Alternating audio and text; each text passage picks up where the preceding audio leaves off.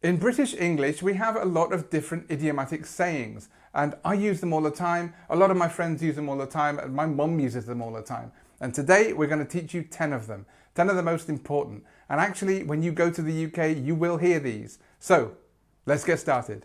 So my name's Dan, and you're watching ISpeakSpokeSpoken.com. So let's dive into the first one. This is Bob's your uncle. Now, Bob's your uncle means that something is quite simple. And you would say it in a situation where you're saying that do this very simply and that's all you have to do and Bob's your uncle, it's done, okay? Let's look at another example just to see. If you want to reset your phone, just go to settings, to factory reset, and Bob's your uncle. So it's kind of saying that this is how easy something is, all right? This is how easy it is. Bob's your uncle, it's done. And it basically is used to say, and that's it. So, and that's it. Rather than saying, and that's it, you'd say, Bob's your uncle. Okay? So it might be a bit difficult to kind of get your head around at first with all of these actually, but actually just try it and practice it and try and swap out that's it for Bob's your uncle. So, and that's it. And Bob's your uncle.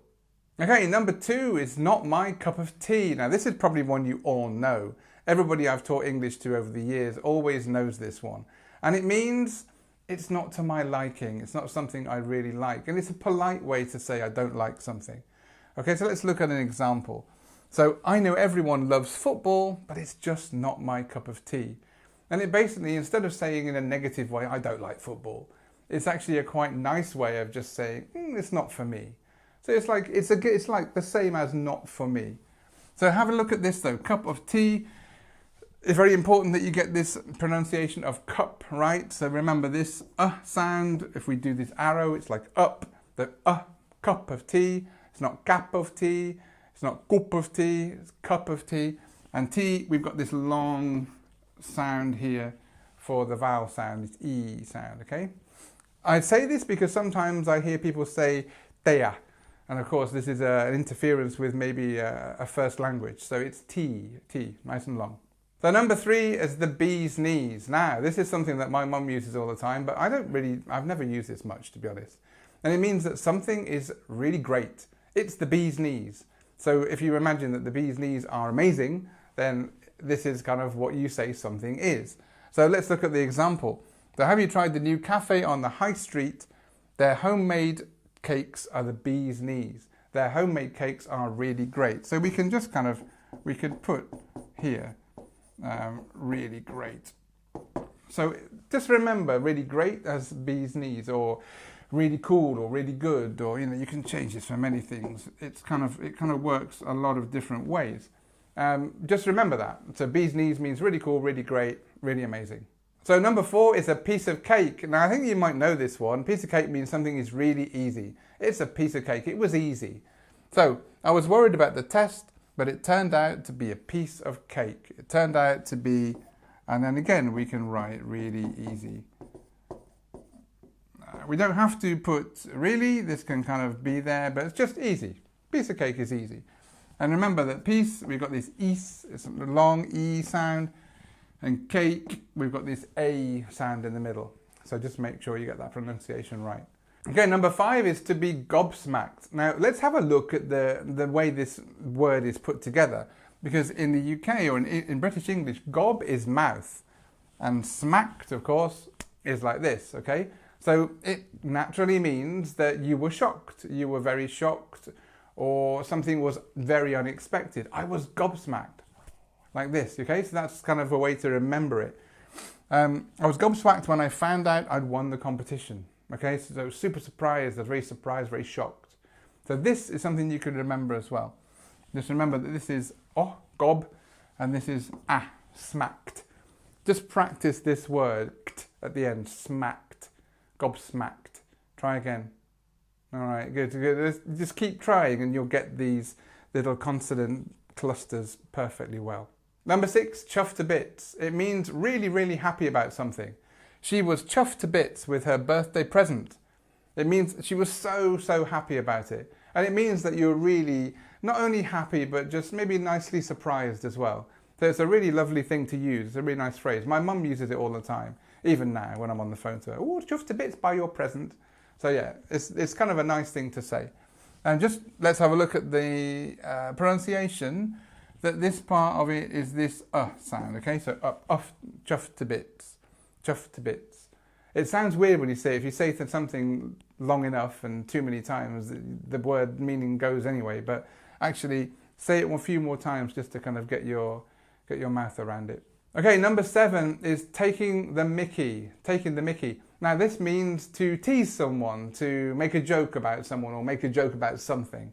Okay, and it's actually based on some people say taking the Michael as well. So taking the mickey or take the mick.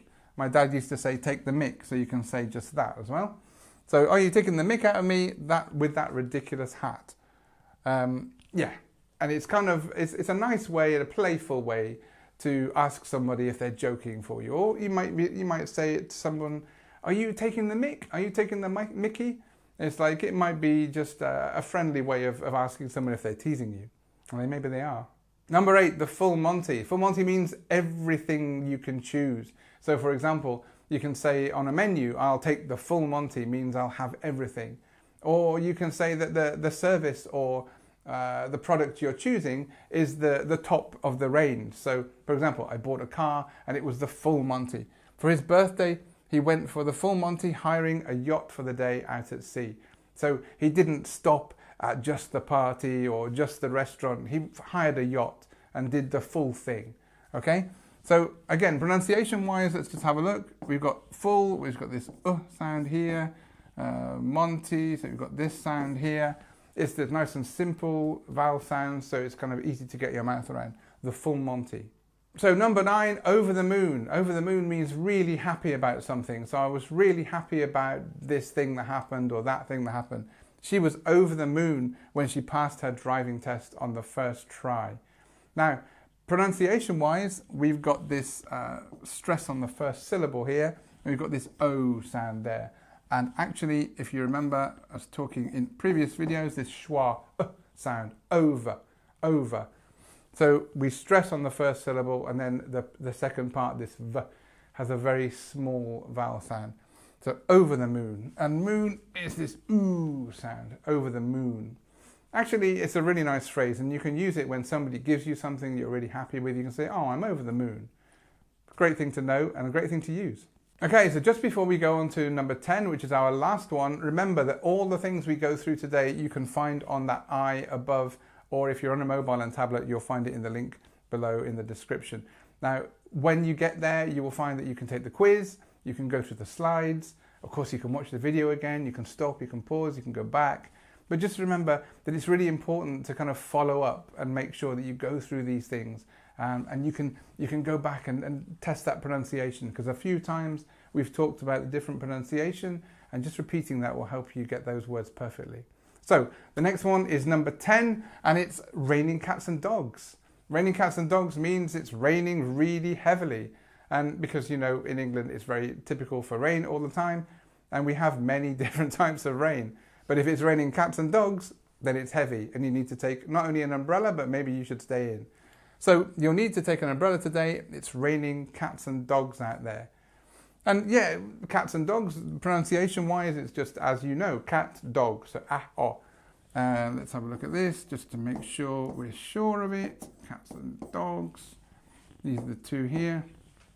Try putting this in something. Try and make a sentence, for example, you know, we couldn't go to the beach because it was raining cats and dogs. It's actually, it might sound strange, but people use this all the time. And I know for sure because I'm always in touch with my English friend on the phone. So that was the 10 most popular and most interesting English expressions. And believe me, like I told you, people use them all the time. So learning those will give you an edge on any other people that go and visit the UK. And you'll hear these, I'm sure you'll hear these. So also we have a video for you here. This video is actually to test your English level. There are 24 questions on there that you can go through. And at the end, you will find out what kind of level you are. So it's really interesting. Have a go. Thanks for watching. My name's Dan, and I'll see you next time.